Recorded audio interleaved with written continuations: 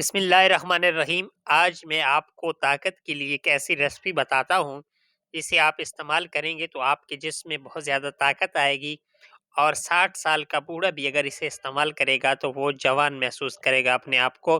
اور یہ بہت ہی کمال کی ریسپی ہے، اسے آپ بنائیں اور استعمال کریں۔ اس میں 2-3 چیزیں استعمال ہو رہی ہیں۔ پہلی کھجور ہے، کھجور آپ نے اچھی قسم کی لینی ہے، ٹھیک ہے۔ یہ جو خشک کھجور ہوتی ہے آپ نے وہ لینی ہے۔ 2 عدد آپ نے کھجور لینی ہے، 1 عدد آپ نے الائچی لینی ہے سبز جو ہے، ٹھیک ہے۔ اور ساتھ آپ نے بادام جو ہے وہ مغز بادام کے وہ لینے ہیں، ٹھیک ہے۔ اور یہ سارے اس میں نہیں ڈالنے، اس میں 4 سے 5 مغز بادام جو ہیں وہ آپ نے شامل کرنے ہیں۔ اور اب آپ کو میں بتاتا ہوں کہ اسے بنانا کس طریقے سے ہے۔ پہلے آپ نے بہت کھجور اور بادام کھایا ہوگا لیکن اس طرح سے نہیں کھایا ہوگا، ٹھیک ہے۔ اس طرح سے اگر آپ نے کھا لیا تو انشاءاللہ تعالی 100 سال آپ کے جسم میں طاقت برقرار رہے گی۔ تو پہلے ہم ڈالتے ہیں 4-5 بادام اس میں، اور پھر الائچی جو ہے اس کا بیج نکال کے اس میں ڈال دیتے ہیں، ٹھیک ہے۔ الائچی کا بیج ڈالنا ہے، اس میں چھلکا جو ہے وہ نہیں ڈالنا، ٹھیک ہے۔ تو اب اس کو کرتے ہیں باریک، ہون دستے میں ڈال کے اسے باریک کرنا ہے۔ اگر آپ کے پاس ہون دستہ نہیں ہے تو آپ گرینڈر میں بھی اسے باریک کر سکتے ہیں، ٹھیک ہے۔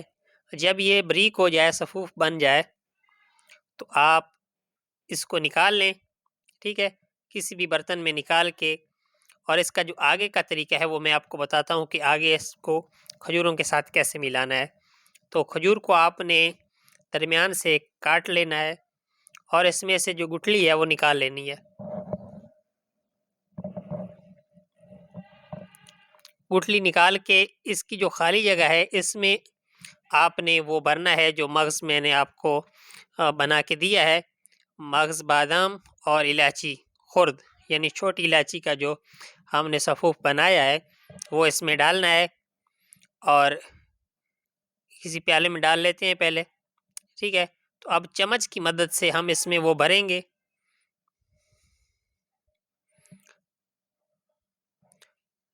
تو ایک چمچ لیں اور اس سے اس کی جو خالی جگہ ہے کھجور کی اس کو اس پیسٹ جو ہم نے بنایا ہے اس سے بھر دیں، ٹھیک ہے۔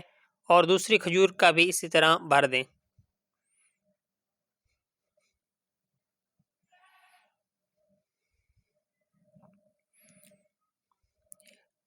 یہ دوسری کھجور کو بھی بھر دیا ہے۔ یہ اب آپ کا جو ٹوٹکا ہے وہ تیار ہو چکا ہے۔ یہ آپ استعمال کریں، انشاءاللہ تعالی آپ کو بہت زیادہ فائدہ ہوگا، اور دودھ کے ساتھ استعمال کرنا ہے۔